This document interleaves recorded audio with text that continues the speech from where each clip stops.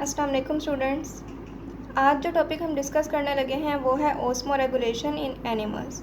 ठीक है, सबसे पहले हमें पता है कि ओस्मो रेगुलेशन का मतलब हमारे पास क्या होता है कि बैलेंस जो है हमारा वाटर और सोल्यूट का, यानी कि वाटर और साल्ट्स का बॉडी के अंदर, उसे हम कहते होते हैं ओस्मो रेगुलेशन। ठीक है, अब ये जो ओस्मो रेगुलेशन इन एनिमल्स है ना, इसके अंदर हमारे पास दो मेन टर्म्स हैं। एक हमारे पास है ओस्मो कन्फॉर्मर्स और दूसरा हमारे पास है ओस्मो रेगुलेटर्स।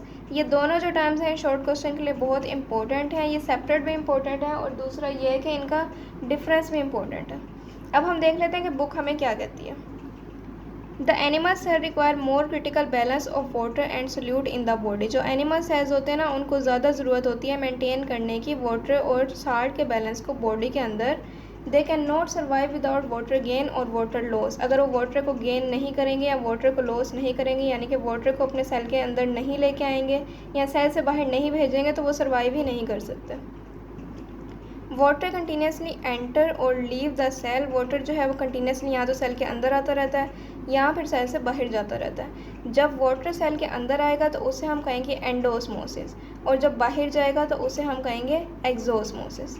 हाउएवर, ताहम the quantity of water and the solute is kept in balance. जो क्वांटिटी होती है हमारे वाटर की और साल्ट्स की, उसे एक बैलेंस के अंदर मेंटेन रखा जाता है। दो अप्रोचेज़ होती हैं बैलेंस को मेंटेन करने के लिए। एक पहली है osmoconformer, then osmoregulator. हम देखते हैं ओस्मो कन्फॉर्मर्स क्या होते हैं। The animals which do not require to actively adjusting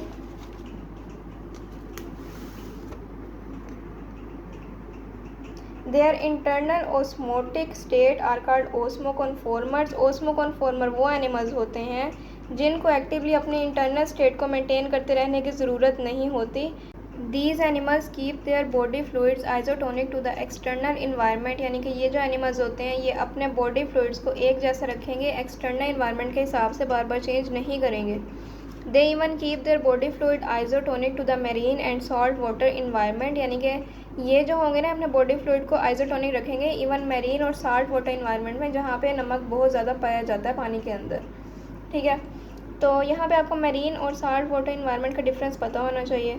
marine के अंदर हमारे पास सिर्फ सीज़ और ओशंस आ जाते हैं, ठीक है, और साल्ट वाटर इन्वायरमेंट में जो है वो सारा पानी आ जाएगा जिसके अंदर नमक पाया जाएगा। सिर्फ वो ओशन या सीज़ की बात नहीं होगी, इसके अंदर लेक्स वगैरह और बाकी भी आ जाएंगे।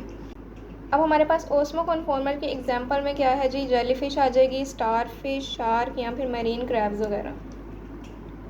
नेक्स्ट हमारे पास है ओस्मो रेगुलेटर्स। ठीक है, the animals which actively adjust their internal osmotic state according to the external environment are called osmoregulator. वो एनिमल्स जो एक्टिवली एडजस्ट करेंगे अपने इंटरनल ऑस्मोटिक स्टेट को एक्सटर्नल इन्वायरमेंट के साथ, उनको हम ओस्मो रेगुलेटर कहेंगे।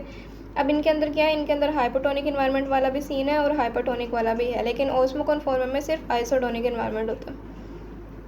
Their body fluid concentration differs with the outside environment. इनका जो बॉडी फ्लूइड होगा उसकी कंसनट्रेशन चेंज होती रहेगी आउटसाइड इन्वायरमेंट के हिसाब से। जब हाइपोटोनिक इन्वायरमेंट होगा तो वो डिस्चार्ज कर देंगे एग्जेस वाटर को, क्योंकि वहाँ पे पानी की बहुत ज़्यादा ज़्यादती होगी हाइपोटोनिक इन्वायरमेंट के अंदर। लेकिन वो एक्सक्रीट करेंगे साल्ट को हाइपोटोनिक इन्वायरमेंट में, क्योंकि हाइपोटोनिक इन्वायरमेंट में जो है वो साल्ट ज़्यादा होता है, इसलिए वो साल्ट को बाहर निकालेंगे।